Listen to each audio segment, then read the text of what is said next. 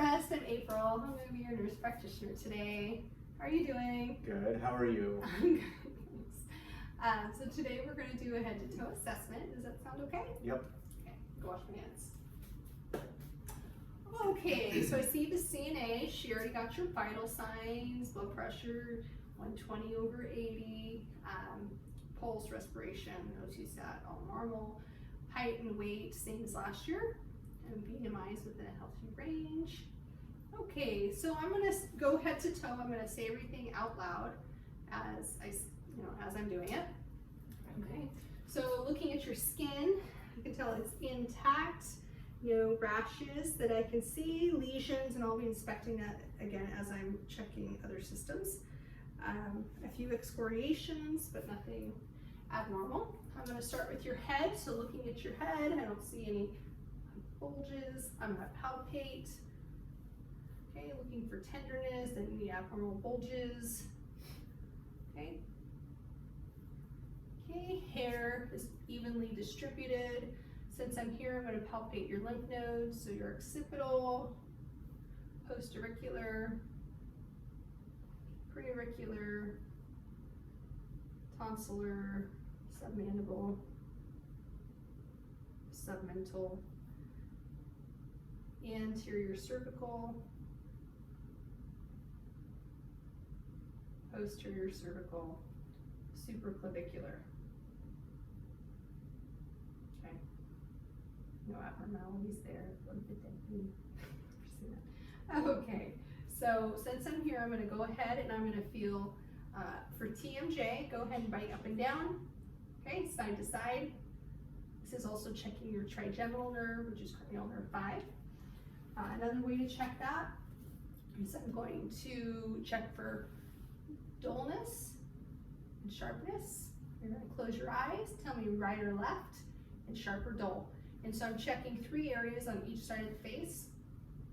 Left dull. Left dull. Left sharp. Okay. Right dull. Right dull. Right dull. Okay.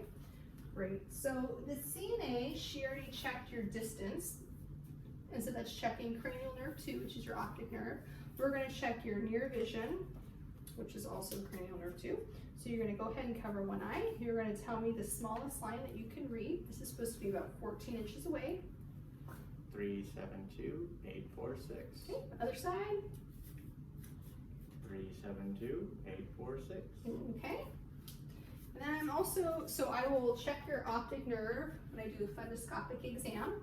But for now, I'm also going to check cranial nerves 3, 4, and 6. So I can do that with, they call it the 6 cardinal movements. So keep your head straight, follow my finger. So I'm checking for muscle movement, make sure they can follow everything. Perfect. And then your blink reflex, you're blinking to light. My hand's kind of close. That's cranial nerve 7 and 5. So to also check cranial nerve 7, we're going to do a couple things. I'm going to have you smile, puff up your cheeks. Okay, perfect. Okay, so getting back to your cranial nerve 2. Okay, so this is going to rest on your eye. So I'm going to go ahead. I'm looking for a red reflex. So this is going to get really close to your eye. You see it. You're tall. I could have you lay down, but I'm going to keep you sitting up. Okay. So your optic nerve, going into your optic disc, arteries and veins present. Proper ratio, no hemorrhages, no wool spots. Okay. Next side, same thing. Red reflex present. Okay. Arteries, veins, optic nerve, and the optic disc. And this light's low enough where I can see it okay. I'm going to turn it down actually a little bit. Okay, I'm going to look for your, it's called PERRLA. It's your pupil response equal reacting to accommodation, light and accommodation. So go ahead and look straight. Yep. Yep. Reacting equally. Perfect. Okay. So next thing I'm going to do here,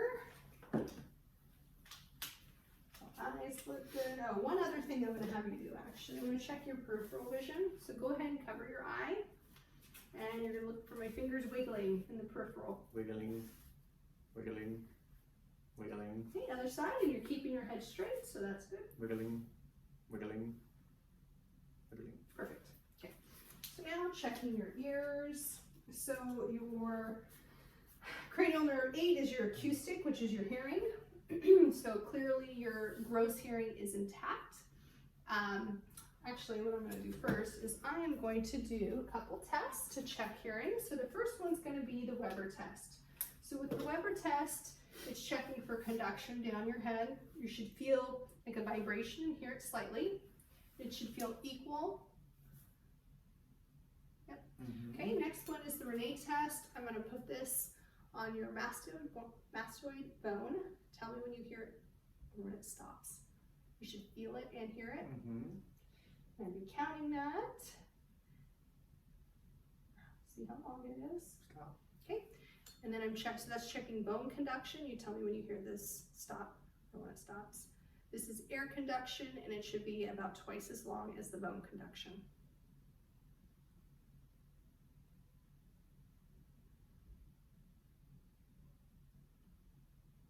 Which we're there at this point. Okay. One other test I can do is called the whisper test. Look straight. I'm going to whisper something, and you tell me what Happy Thanksgiving to you. Okay.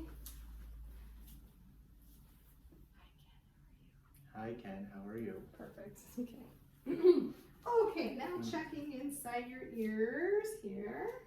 Okay, so your pedia, your tragus, I don't see anything abnormal. I'm palpating for tenderness. Nothing. Okay, I'm going to go ahead and I'm going to look inside your ear. Okay, I see your cone of light. Tympanic membrane is intact, pearly gray, no erythema, no drainage. I'm going to do the same thing on the other side. Okay, I don't see any abnormalities on the outside. Palpating tragus, pedia for tenderness. Stabilize my finger. Okay, same thing. Tympanic membrane intact, pearly gray, cone of light C, no erythema, mild amount of cerumen. Okay, so good. Getting down to your nose. So your nose, it seems to be in a straight line, like it's not deviated. I don't see any abnormalities. I'm going to feel your sinuses. Tell me if you're feeling tenderness. No. Okay. Okay, and then I inspect the inside. I'm going to look in. Okay, I can see both sides. The turbinates are pink. I don't see any polyps. Clear, a little bit of clear drainage, probably from allergies. Okay, so moving down to your mouth and your oropharynx. Looking at your lips, they seem to be pink, they're not dry. I don't see any lesions like a herpes. Go ahead and open for me. Okay, so your buccal membranes intact, pink, no lesions. Soft palate's intact, pink. Get my tongue depressor. How do you say ah? Ah. It's checking vagus nerve, cranial nerve 10. Your uvula is pink, it was mobile. Okay, I'm going to have you stick out your tongue, which is your hypoglossal cranial nerve. Wiggle it around. Okay, checking strength, push against your tongue on the inside of your cheek. Perfect. Okay, and since I'm here, I'm going to check cranial nerve 11, so go ahead and push against my hands. This is your accessory cranial nerve. Okay, shrug your shoulders. Perfect. Okay, so I'm going to move down to your throat. So check your thyroid, check your swallowing, which is cranial nerve 9. So I'm going to go ahead and palpate. Sometimes it's better from behind, but not with this table. So I'm going to go ahead. I'm going to put my thumb on one side and my fingers on the other. Yeah, you swallowed. Perfect. Go ahead and swallow again. Okay, I don't feel any nodules. Hit the other side.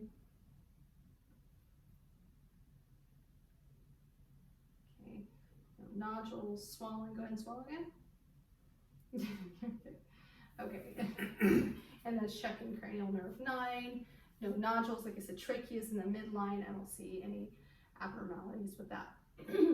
Okay, so moving down to your upper extremities. So I'm gonna just kind of take a look here, just looking at you. You got your flu shot.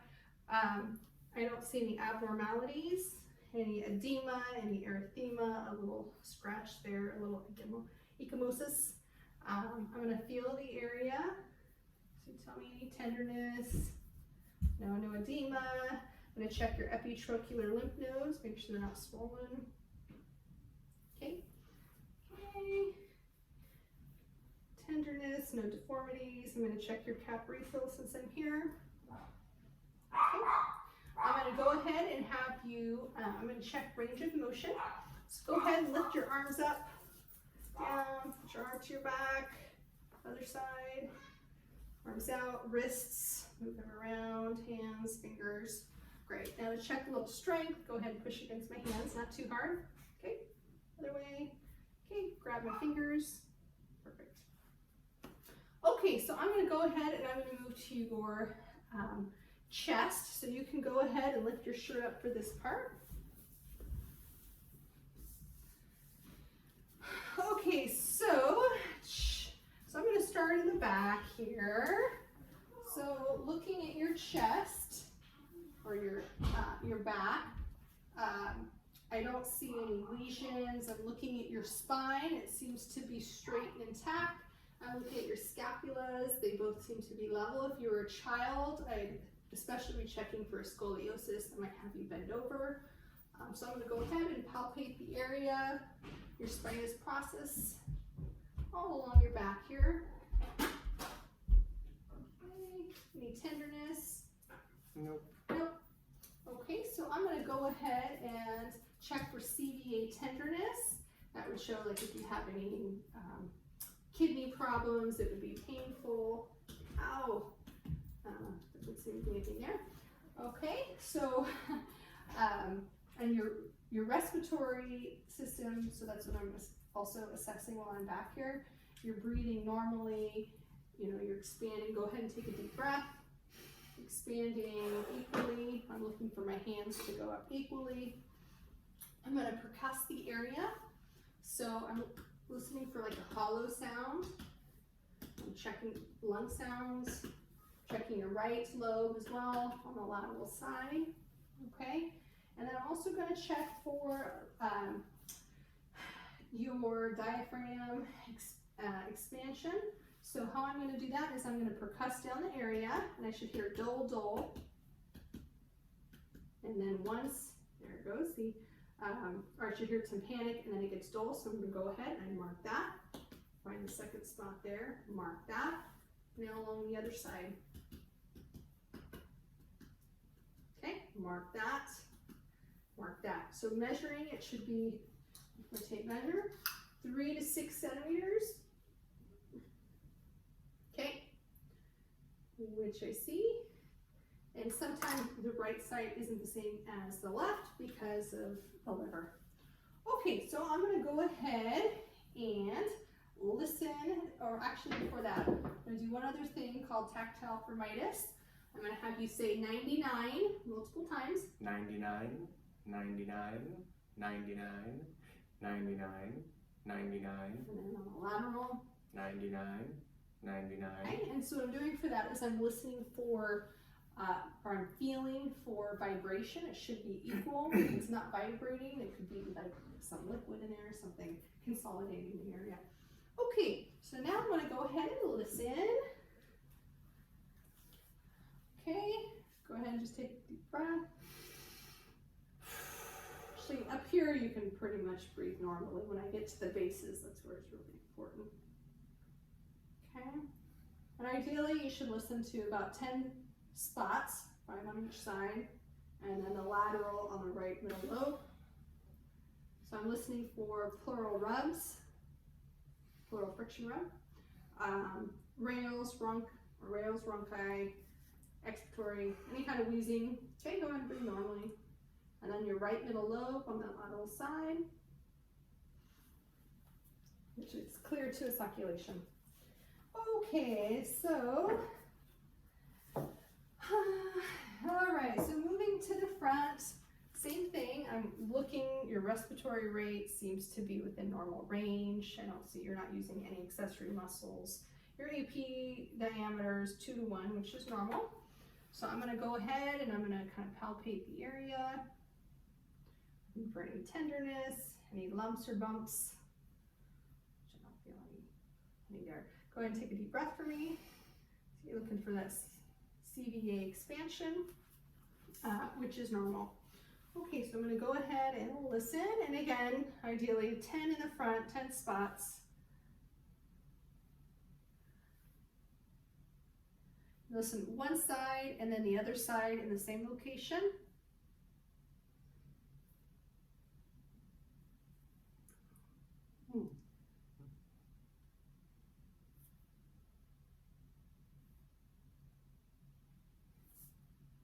Deep breath.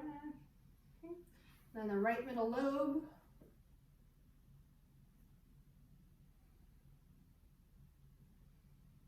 Okay, and now we're going to move to cardiovascular. So first I'm going to look at your carotid arteries, so just go and look straight for me. So I'm looking for anything like any heaves or lifts. I'm going to feel for a thrill. Feel. I'm going to listen for a bruit. But before I listen, I'm also going to move down. So looking, I don't see any cardiac lifts, and that would be in the apical area. I'm going to feel for a thrill. You don't feeling for your apical pulse, which is your 5th intercostal space. 1, 2, 3, 4, 5, and then mid-clavicular. Okay, which I feel no problem.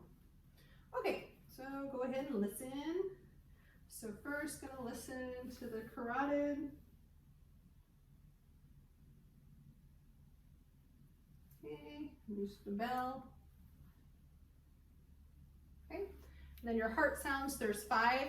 2nd intercostal space on the right side along the sternal border. 1, 2, sternum here. This is your aortic valve. Okay, left side pulmonic, so 1, 2 intercostal space, sternal border. 3rd intercostal space. So these are both pulmonic. This 3rd intercostal space is Erb's point. So 1, 2, 3, 4. This is tricuspid. And then 5, and mid-clavicular, mitral or your apical.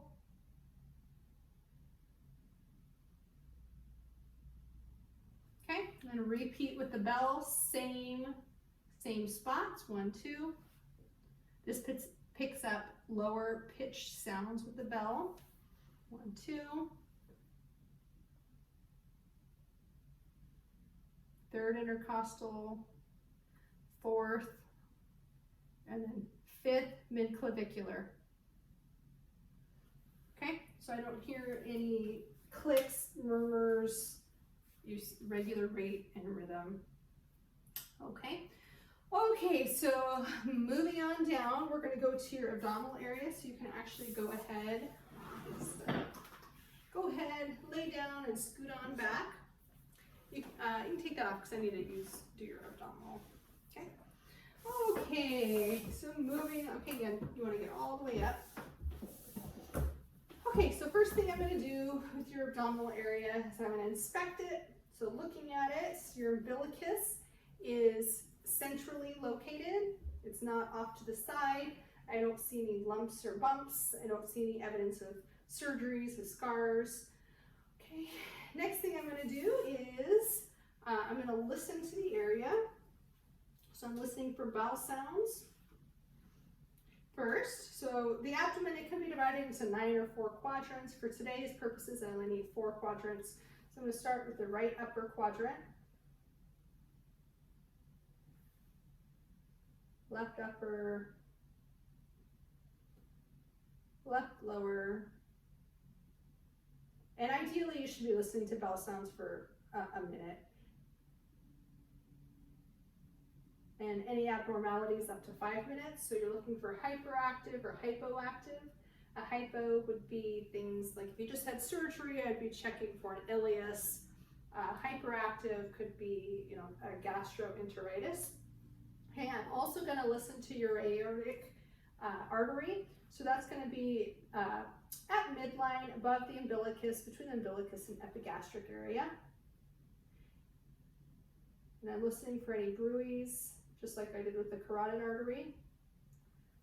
Okay, and then left lower quadrant, about mid-clavicular line or so, renal artery on both sides, mid-clavicular, both lower quadrants. Okay, and I'm not hearing any venous hums anywhere. I'm also going to listen to the femoral, that's a little bit further down. Okay, and I do both sides.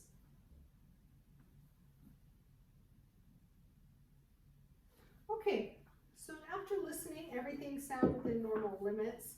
Like I said, vowel sounds. Okay, next thing is percussing, so I'm going to percuss all 4 quadrants, listening for like a hollow sound, tympanic. If it's dull, it could be like a mass, it could be an organ.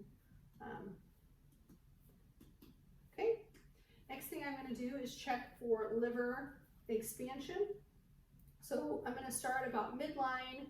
I'm going to make my way up, percussing. So I should hear dull, dull, or like a tympanic. And once I hear that dull thud, that's where your liver is. So we'd mark that. Next dull. Should be dull, dull. And then when it stops, mark that again. And then we move, make sure that's right. Move to the mid-clavicular line on this right side. Move on down. So it stopped right there. Okay.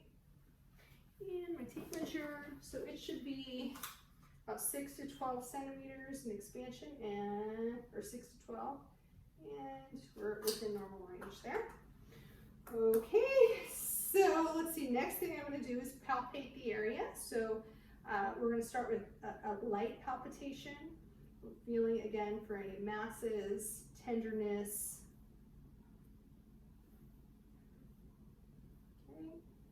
And we move to a deeper palpitation.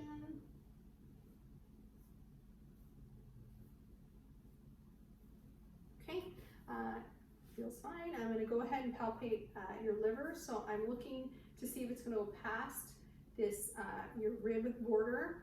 So I can put one hand underneath you, lift it up, and use my left hand to reach under there. Kind of have to get deep.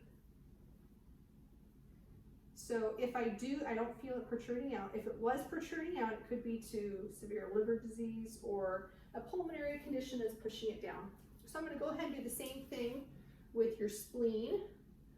I shouldn't really feel much of that. If it is noticeable, it could be a condition like a mono, something that would affect the spleen, which again, feels normal. Okay, so I think now what I'll have you do is, since you're laying here, I'm going to go ahead and move to your lower extremities. I'll have you sit up in just a second. So I don't see any deformities, like I don't see any of the vulgus or varus where you have like the knock knee, but I'll look at that again when you stand up, knock knee or bold legged. I'm going to go ahead, I'm going to feel, I don't see any edema. I'm going to have you take off your socks actually. Okay, because that's, we don't want to hide any edema or any pressure ulcers. And I don't see anything, no edema. I'm going to check your pulses since I'm down here. Your pedal pulses, your tibial here, your popliteal. Okay, and since I'm down here, I'm going to also check S4, S5, and S1. So if you're having lower back pain, for example, you might have some nerve root irritation. If you complain of numbness or tingling, sometimes you can figure out where it's coming from by where it is on your body through the dermatomes. So for your L4, it's going to be your big toe, kind of along the middle here. Do you feel that? Yes. The numbness. And is it equal to this other side? Yes. Okay. I'm going to move to L5. Yes. Feel that? Yes. Okay, and then S1 is kind of your pinky toe, kind of along the side here. Mhm. Yep, same. Yep. Same? Yes. Perfect. Okay, go ahead and sit up for me. You can put your shirt back on. I'm gonna do a few more things, your lower extremities. Oh, actually, sorry. One more thing I forgot about. Okay, so one thing I forgot to check, which I would do when I was expecting your abdomen, is I didn't check. So if you came in today with abdominal pain, I didn't check the different signs. So for appendicitis, for example, there's a few different things we can do. So for the Rosving sign, I would palpate your left lower quadrant. If you felt pain from me doing it on your left side and the right side, that would be a positive sign for appendicitis. Okay, the next one is, it's a rebound tenderness test, and it's the McBurney sign. So I take my hands, 90 degrees, and I push down. If it was positive, you'd have some guarding, it hurts, pain, but again, negative for today. The Murphy's is to check for cholecystitis. So if it was your gallbladder, go ahead and take a deep breath for me. Okay. If I push down, if you had pain, that'd be a positive sign for cholecystitis. Okay. The other tests that we can do are with the muscles. So there's the Pasosis test. So go ahead and try to lift your leg for me, this right leg. I put my hand on your thigh. If that hurts when I'm putting pressure against it, positive sign. The obturator muscle test, I'm gonna go ahead, bend your knee, rotate your leg. Again, if you complained of pain, extreme pain, that would be a positive sign for appendicitis. Okay, thank you. Go ahead and sit on up. Okay. All right, go ahead and sit at the end. Okay, so I checked S4, 5, I palpated the area. The next thing I want to do is check cerebellar function.